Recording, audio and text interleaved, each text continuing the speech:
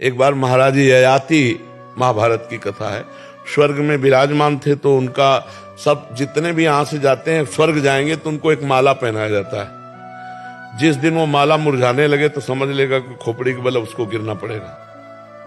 तो उनकी माला ही नहीं मुरझाती थी। तो देवराज इंद्र ने पूछा, कहा कि आपने कौन सा दान, कौन सी तपस्या की कि आपके पुण्य नहीं नष्ट हो रहे? बहुत काल से आप देखो, ये गिराने की चाल थी।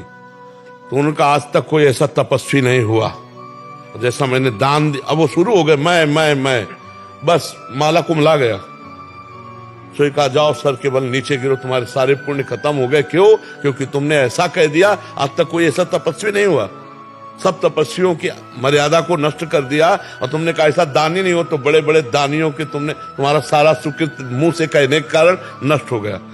तो वो भी बड़े प्रवीण थे। तो उनका, देवराज इंद्र मैं गिर तो रहा हूं, लेकिन एक कृपा कर दो, संतों के बीच में गिरो। तो उनका तथास्तु। तो जो ही ऐसे आ रहे थे तो महाराज शिवी और कई ऐसे महापुरुष थे। अरे उनका ये तो कोई देवता है जो आकाश से पतित हुआ। तो जितने मेरे पुण्य हैं उन पुण्य के बल से तुम वहीं रुक जाओ। तुरंत पुण्य ट्रांसफर किया, वहीं विमान। कौन है आप? तो उन्होंने बताया, मैं महाराज ययाति हूं। आपका पतन कैसे हो गया? बोले, अहंकार पूर्ण भाषा बोलने से हमारा पतन हो गया। तो क्या चाहते हो? बोले, अब मैं मृत्यु लोक नहीं, पुनः स्वर्ग। तो कहा, मैं अपने सारे पुण्य दान करता, तुरंत पहुंच गए। पर जी पुण्य भी ट्रांसफर हो जाए। और क्या, क्यों नहीं? अभी चाहो अभी। जिस समय दुर्वासा जी को सुदर्शन चक्र पीछा किए त्रिभुवन में कहीं शांति नहीं मिली, भगवान ने कहा अम्बरीश जी के पास जाओ। तो अम्बरीश जी ने तुरंत ट्रांसफर किया। कहा, आज तक मैंने जो भगवत आराधना की है, आज तक मैंने जो ब्रह्म ऋषियों की आराधना की, संत महात्माओं की सेवा की, उस समय दुर्वासा को देता हूं। हे सुदर्शन चक्र, आप शांत, तुरंत शांत हो गए। तो आप जैसे संत महात्मा है, जाओ जाओ, आनंदित रहो यार, प्रसन्न रहो। तो उनकी केवल बात ही नहीं है, उनकी धरोहर भी जा रही है आपके साथ।